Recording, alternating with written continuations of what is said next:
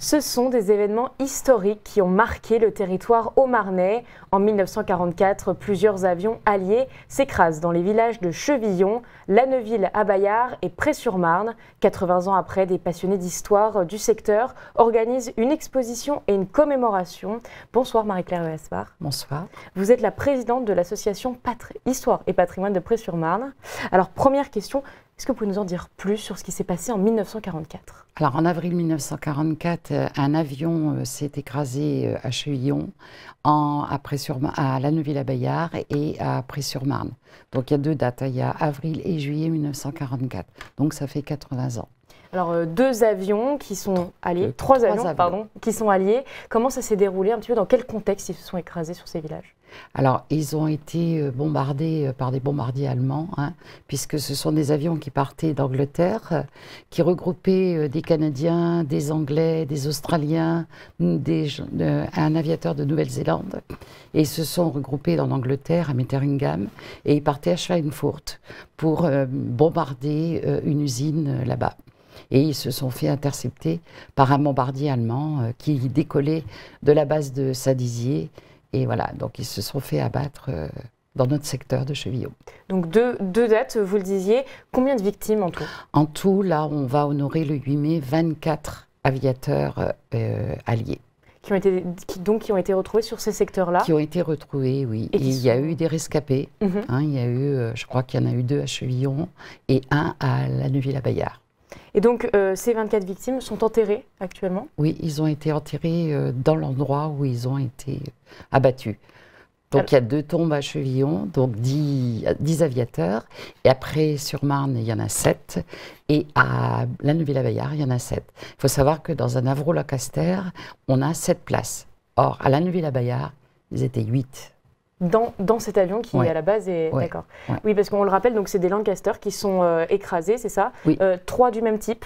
Oui, ce sont tous des Avro-Lancaster. Et ces Avro-Lancaster, ce sont des bombardiers quadrimoteurs qui sont destinés justement à bombarder comme leur nom l'indique. Donc chaque aviateur avait sa place à des postes de tir différents. Alors justement, 80 ans après, vous allez commémorer, c'est l'anniversaire de la chute de ces avions. Comment ça va se dérouler finalement cette cérémonie ? Alors l'association a déjà fêté les 50 ans, les 60 ans, et là c'était une occasion, par devoir de mémoire, de célébrer ces 80 ans. Donc on va commencer par... alors il faut rappeler aussi que c'est le 8 mai, donc on n'oublie pas nos soldats à nous et les soldats alliés. Donc la cérémonie va être déjà pour le monument aux morts traditionnel, et après on se rendra sur les tombes des aviateurs. Donc on commence à 10h à Chevillon, cérémonie classique, cérémonie spéciale. En cortège, on part à Près-sur-Marne, et là on refait la même chose. On va à Lanneuville à Bayard, et là ça sera émouvant parce qu'on va voir qu'il y a une petite surprise. Et puis on finira à la stèle qu'on a fait ériger en 2004 en l'honneur des aviateurs.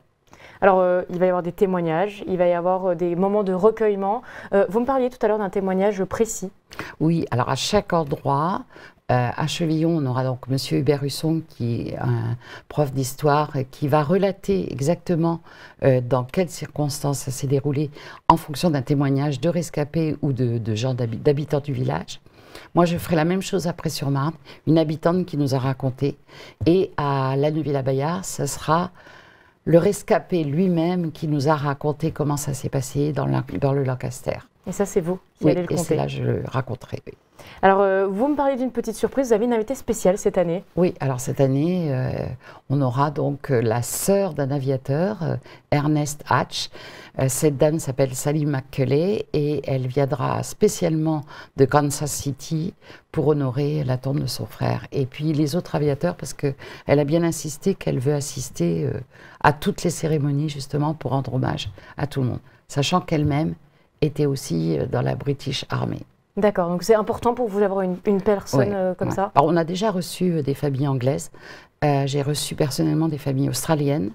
Il y a tous les ans, enfin pas tous les ans, mais on va dire, il y a beaucoup de visites qui sont venues, et je dois dire que c'est exceptionnellement émouvant. Émouvant, justement. Oui. Est-ce qu'elle a prévu de faire un discours? Comment ça va se dérouler? Alors, je ne sais pas, je vais voir avec elle au moment. J'aimerais bien qu'elle lise les noms des aviateurs en même temps que nous. On verra, ça va dépendre comment elle a envie de le faire, parce que je pense que c'est quand même assez...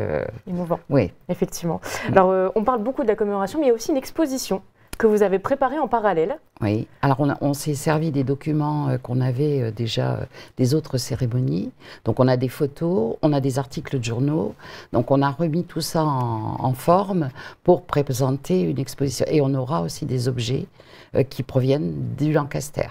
Donc il y a une roue, il y a une mitrailleuse et il y a d'autres objets qui nous sont prêtés par des particuliers et qu'on va exposer à la salle André Damour de Gourzot.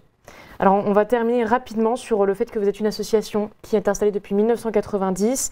Pour vous, le devoir de mémoire est essentiel. Vous organisez plusieurs événements. Quel est le prochain? Alors, nous, notre association, c'est Sauvegarde du patrimoine et Devoir de mémoire. Donc, on a en prévision de faire une expo de maquettes qu'on nous a données et qui sont des maquettes sur les fontaines locales. Et justement, on voudrait expliquer un petit peu cette histoire autour des fontaines.